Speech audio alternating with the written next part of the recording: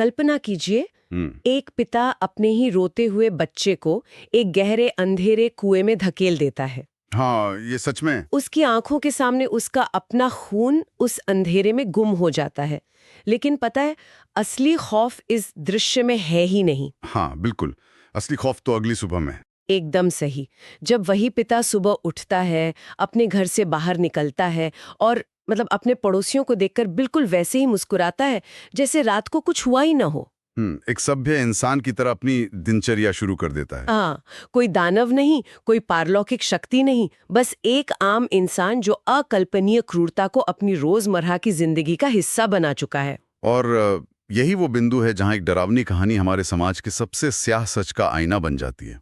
जब अमानवीयता इतनी सामान्य हो जाए कि वो दिनचर्या लगने लगे, तो वो किसी भी भूत प्रेत की कहानी से कहीं अधिक भयानक होती है ना? तो बिल्कुल यही इस कहानी का मूल है। तो आज के हमारे इस गहन अध्ययन में हम ठीक इसी अंधेरे में उतरने वाले हैं। हमारे पास जो स्रोत सामग्री है उसका नाम है खामोश गांव का सच, जिसे the silent sacrifice of Chandanpur भी कहा गया है। हाँ, वही। और ये सिर्फ एक गांव के खौफनाक रहस्य की कहानी नहीं है। हमारा मकसद इस कहानी के घटनाक्रम को सिर्फ दोहराना नहीं है, बल्कि उस जटिल मनोवैज्ञानिक तंत्र को चीर कर देखना है जो एक पूरे के पूरे समाज को इस स्तर की मिलीभगत इस भयानक खामोशी के लिए तैयार करता है। सही कहा। तो चलिए इसे थोड़ा खोलकर समझते हैं। चंदनपुर बाहर से देखने पर एकदम आदर्श गांव लगता है। हरे भरे खेत, शांत वातावरण, एक ऐसा भोलापन जिसे देखकर कोई भी धोखा खा जाए। लेकिन इस गांव का एक खौफनाक नियम है। हाँ? हर साल गांव से एक बच्चा अचानक गायब हो जाता है। और सबसे अजीब बात, गांव में कोई मातम नहीं मनाया जाता। बिल्कुल नहीं। कोई पुलिस नहीं बुलाई जाती, कोई सवाल नहीं करता। उनका स्पष्टीकरण सिर्फ 3 शब्दों का होता है: भगवान की मर्जी है। भगवान की मर्जी, ये इतिहास का सबसे आजमाया हुआ और खतरनाक बहाना है ना? बिल्कुल, इससे आसान और क्या हो सकता है। लेकिन यहाँ एक और परत है। गांव में असली खौफ इस बात का नहीं है कि बच्चा गायब हो रहा है। तो किस बात का है? असली खौफ ये है कि जो भी इस रहस्य पर सवाल उठाएगा, जो भी आवाज निकालेगा, वो अगला इंसान होगा जिसका नामो निशान मिटा दिया जाएगा। ये तो सीधा सीधा आतंक है। हाँ, अगर मैं इस पूरी व्यवस्था को समझने के लिए एक उपमा का इस्तेमाल करूं, तो ये मुझे एक विशाल कारखाने की तरह लगता है। अच्छा, वो कैसे? कारखाने के तहखाने में एक बहुत पुराना और खतरनाक बॉयलर लगा हुआ है, जिसमें लगातार दबाव बढ़ रहा है। गांव का हर इंसान जानता है कि बॉयलर किसी भी दिन फट सकता है और सबको भस्म कर सकता है। समझ रहा हूं। लेकिन उस बॉयलर को ठीक करने के बजाय उन्होंने खौफनाक प्रेशर वाल्व या निकास प्रणाली बना ली है। हर साल एक मासूम बच्चे की बलि देना उस बॉयलर का वाल्व खोलने जैसा है, ताकि बाकी का समाज उस झूठी सुरक्षा के एहसास में जिंदा रह सके। हाँ, कि उन्होंने एक और साल के लिए तबाही को टाल दिया है। ये बॉयलर रूम वाली उपमा यहाँ बहुत गहराई से लागू होती है। बिल्कुल, क्योंकि ये हमें बताती है कि कैसे एक समाज अपने सामूहिक डर को प्रबंधित करता है। बिल्कुल। आपने जिस वॉल्व की बात की, वो दरअसल एक मनोवैज्ञानिक उपकरण है। जब कोई समाज किसी ऐसे डर का सामना करता है जिसका वो तार्किक रूप से मुकाबला नहीं कर सकता, तो वो भगवान की मर्जी का आवरण ओढ़ लेता है। एकदम सही। और ऐसा करने के पीछे एक बहुत ही जटिल मानसिक प्रक्रिया काम कर रही होती है। इसे आप अपनी अंतरात्मा को सुन करने का तरीका कह सकते हैं। अपने आप को धोखा देना। हाँ, अगर जो हो रहा है वो भगवान कर रहा है, तो फिर इसमें इंसानों का कोई हाथ नहीं है। ये सोच उन्हें उस भयंकर अपराध बोध से बचाती है जो उन्हें अंदर से खा सकता है। और दूसरी तरफ ये जो सवाल ना पूछने का अलिखित नियम है कि जब पूरी आबादी इस तरह के नियंत्रण का, इस सामूहिक भ्रम का हिस्सा बन जाती है, तो व्यवस्था इतनी अभेद्य हो जाती है कि उसे भीतर से तोड़ना असंभव हो जाता है। क्योंकि भीतर रहने वाले तो उस घुटन को ही ताजी हवा मान चुके हैं। हाँ, वो तो उसके आदी हो गए हैं। इस भ्रम को तोड़ने के लिए किसी ऐसे व्यक्ति की जरूरत होती है जिसकी आंखें इस अंधेरे की आदी ना हो। एक बाहरी इंसान। हाँ, और यहीं मास्टर अर्जुन का इस खामोश गांव में प्रवेश होता है। अर्जुन शहर से आया है। वो इस खौफनाक खेल के नियमों को नहीं जानता। बाहरी व्यक्ति अक्सर उस समाज के लिए सबसे बड़ा खतरा होता है जिसने एक झूठ पर अपना अस्तित्व टिका रखा हो। क्योंकि वो सवाल पूछेगा। बिल्कुल, क्योंकि वो उन चीजों को सामान्य मानकर अनदेखा नहीं कर सकता जो वास्तव में असामान्य है। उसकी उपस्थिति ही उस खोखलेपन को चुनौती देने लगती है। अर्जुन भी तुरंत भांप लेता है कि चंदनपुर की शांति में एक अजीब सी दहशत घुली हुई है। वो देखता है कि गांव के बच्चे मतलब वे उस तरह नहीं खेलते जैसे आम बच्चे खेलते हैं। उनमें वो सहजता नहीं होती। हाँ, सूरज ढलते ही एक अघोषित कर्फ्यू लग जाता है। सारे दरवाजे बंद, खिड़कियों की कुंडियां चढ़ जाती हैं, किसी को भी बाहर निकलने की इजाजत नहीं है। यह माता पिता द्वारा सिखाया गया कोई साधारण अनुशासन नहीं था। बिल्कुल नहीं। अर्जुन देख सकता था कि ये एक जमा देने वाला खौफ था। अर्जुन से रहा नहीं जाता और वो एक बच्चे से पूछ ही लेता है, तुम लोग रात में बाहर क्यों नहीं आते? और यहाँ जो बात हैरान करने वाली है वो ये है कि बच्चा जो जवाब देता है वो किसी भूतिया कहानी से ज्यादा एक मनोवैज्ञानिक पहेली है। हाँ, बच्चा फुसफुसा कर कहता है, क्योंकि रात में वो लोग आते हैं। वो लोग? अर्जुन तुरंत पूछता है, कौन लोग? लेकिन बच्चा एकदम शांत हो जाता है। वो एक शब्द और नहीं बोलता। बच्चों का ये व्यवहार दरअसल बहुत कुछ स्पष्ट करता है। बच्चे स्पंज की तरह होते हैं। वे अपने आसपास के भावनात्मक वातावरण को पूरी तरह से सोख लेते हैं। लेकिन मुझे यहाँ एक बात समझनी है, क्या वे बच्चे सच में किसी अदृश्य भूत या पारलौकिक शक्ति से डर रहे हैं? अच्छा सवाल है। क्योंकि बच्चा वो लोग कहता है। क्या बच्चों के अवचेतन मन ने ये पकड़ लिया है कि असली खतरा कोई भूत नहीं बल्कि उनके आसपास के बड़े लोग हैं? भले ही वे सच्चाई को पूरी तरह से समझ ना पा रहे हों। हाँ, मतलब क्या उन्हें अंदर ही अंदर पता है? ये एक बहुत ही अहम बिंदु है। बाल मनोविज्ञान में ये अक्सर देखा गया है कि जब बच्चे अपने माता पिता या बड़ों को किसी ऐसी चीज से डरते हुए देखते हैं जिसके बारे में बात नहीं की जाती, तो वो खुद से कहानी बना लेते हैं। हाँ, वे उस अनकहे डर को एक आकार देने लगते हैं। वे उस खतरे को एक राक्षस या खौफनाक साये का रूप दे देते हैं, क्योंकि उनका दिमाग उस भयानक वास्तविकता को स्वीकार नहीं कर सकता कि उनके रक्षक, उनके माता पिता ही असहाय हैं। या उससे भी बुरा कि वे खुद उस खतरे का हिस्सा है। बिल्कुल। यहाँ वो लोग असल में कोई बाहरी दानव नहीं है। ये बच्चों के द्वारा अपने ही समाज की क्रूरता और खामोशी को दिया गया एक काल्पनिक नाम है। बाप रे, वे बड़ों की उस दमघोटू बेबसी को महसूस कर रहे हैं जिसे बड़े छिपाने की नाकाम कोशिश कर रहे हैं। और बच्चे की उस अचानक छाई खामोशी ने अर्जुन के अंदर की बेचैनी को और हवा दे दी। उस अधूरे वाक्य ने अर्जुन को ये एहसास करा दिया कि जो भी सच है वो सिर्फ डरावना नहीं है, वो निषिद्ध है, जिसके बारे में बात करना मना है। हाँ, इसी जिद ने अर्जुन को वो कदम उठाने पर मजबूर किया जो गांव का कोई भी इंसान सपने में भी नहीं सोच सकता था। वो उस रात घर से बाहर निकल गया, सीधे अंधेरे में, अंधेरे को चीरता हुआ। और यही वो पल है जहां ये कहानी अपने सबसे क्रूर, सबसे विभत्स यथार्थ से टकराती है। ये वो दृश्य है जहां सभ्य समाज का सारा पर्दा एक झटके में गिर जाता है और इंसान की सबसे आदिम और भयानक प्रवृत्तियां सामने आ जाती हैं। अर्जुन अंधेरे में छुपता हुआ गांव के एकदम बीचों बीच पहुंचता है। वहां एक बहुत पुराना कुआं है। अर्जुन जो देखता है वो उसकी आत्मा को सुन्न कर देता है। क्या हो रहा था वहां?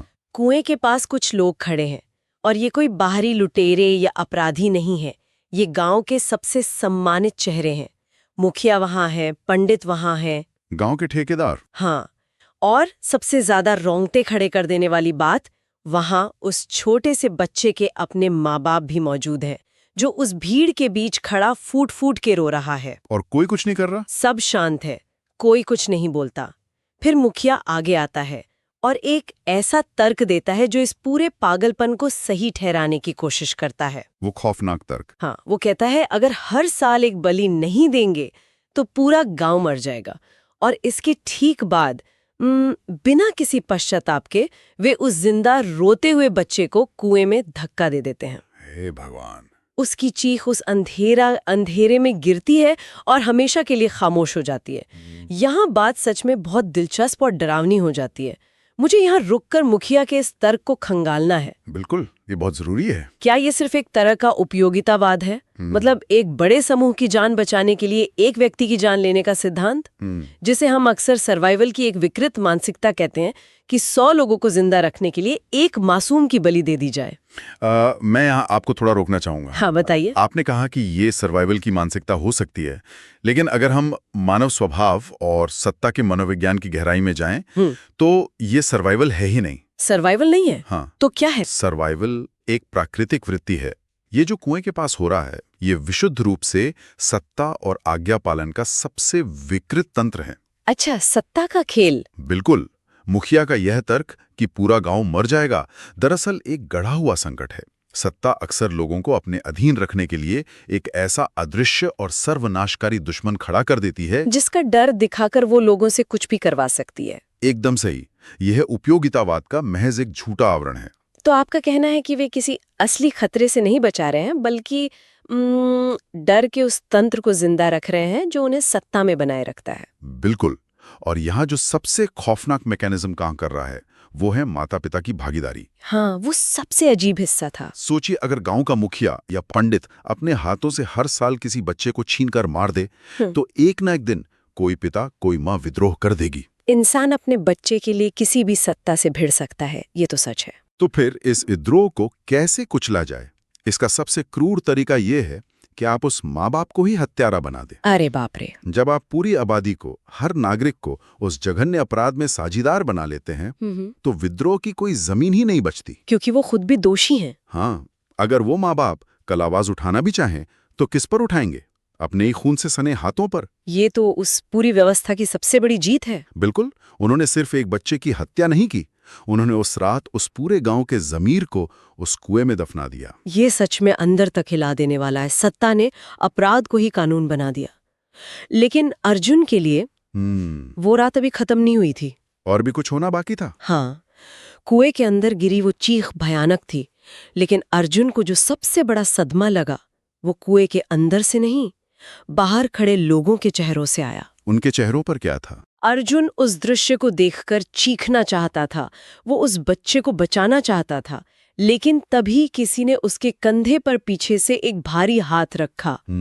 अर्जुन मुड़ा और उसने देखा कि उसके पीछे कोई और नहीं बल्कि उसी बच्चे का पिता खड़ा था, उसी बच्चे का जिसे कुछ सेकंड पहले कुएं में फेंका गया था। ये बहुत भयानक है। अर्जुन ने उम्मीद की होगी कि उस पिता के चेहरे पर दर्द होगा, चीख होगी या शायद खुद से नफरत होगी, लेकिन वहां क्या था? कुछ नहीं। एक डरावना खालीपन। हाँ, एक अनंत खालीपन। उसकी आंखों में कोई भाव नहीं था और वो पिता अर्जुन की आंखों में देखकर बिना किसी भावना के कहता है, कल से तुम्हारी बारी है अगर तुमने ये बात बाहर बताई। मैं ये समझना चाहती हूँ कि कोई इंसान इस हद तक कैसे टूट सकता है। एक पिता के रूप में जीव विज्ञान और मनोविज्ञान दोनों ही कहते हैं कि बच्चे की रक्षा करना सबसे बड़ी वृत्ति है। बिल्कुल, ये प्राकृतिक है। फिर उस पिता की आंखों में वो खालीपन कैसे पैदा होता है?